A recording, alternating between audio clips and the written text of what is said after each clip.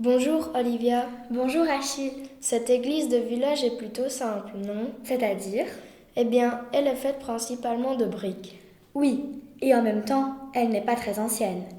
Elle a été construite en 1842, alors qu'auparavant, elle était précédée d'une chapelle. Cette église est consacrée à Sainte Gertrude. Et pour le comprendre, tu viendras avec moi admirer l'intérieur. Il y a beaucoup de choses à voir. Regarde la tour, cette baie vitrée apporte de la lumière à la tribune de l'église, je suppose. Et au-dessus, il y a une horloge qui fonctionne. As-tu vu aussi les ancres à la base de la tour? Oui, en fait, ce sont les extrémités d'une barre en fer appelée le tirant.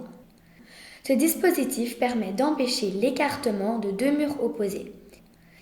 Il y en a aussi sur les côtés de la nef. Juste au-dessus de l'horloge, on peut observer un des quatre abassons du clocher qui servent à renvoyer le son des cloches vers le village.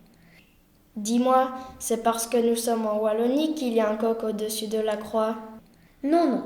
En fait, le coq symbolise le retour de la lumière du jour après les ténèbres de la nuit. C'est pourquoi il symbolise aussi Jésus. Tu retrouves très souvent un coq au-dessus des clochers d'église. Et en plus, il peut servir de girouette pour indiquer la direction du vent. Viens, faisons le tour de l'église en passant par le cimetière. Sais-tu que les tombes sont toutes postérieures à 1842? Car celles précédant cette date ont été détruites au moment de la construction de l'église. Par contre, ici, il y a une tombe bien neuve.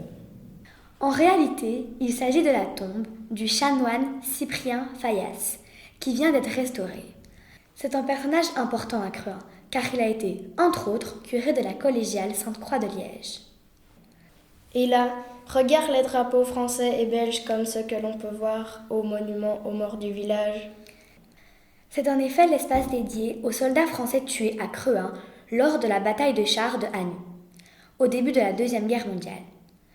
Et sur cette plaque, tu vois en plus les noms des combattants belges morts au même moment. Continuons notre tour. Si je comprends bien, ici c'est le chœur bien arrondi. Il n'y a pas de fenêtre, par contre il y a deux petites pièces. Ce sont la sacristie d'un côté et la chaufferie de l'autre. Cette dernière est d'ailleurs plus récente, car avant, on se contentait de chauffer l'intérieur de l'église avec un simple poêle. Bon, et si on visitait l'intérieur de l'église maintenant? Tu m'as dit que cela en vaut vraiment la peine. D'accord, mais avant, sache que la maison à droite de l'église était l'ancien presbytère, là où habitait le curé. Mais depuis 2002, cette bâtisse est privée.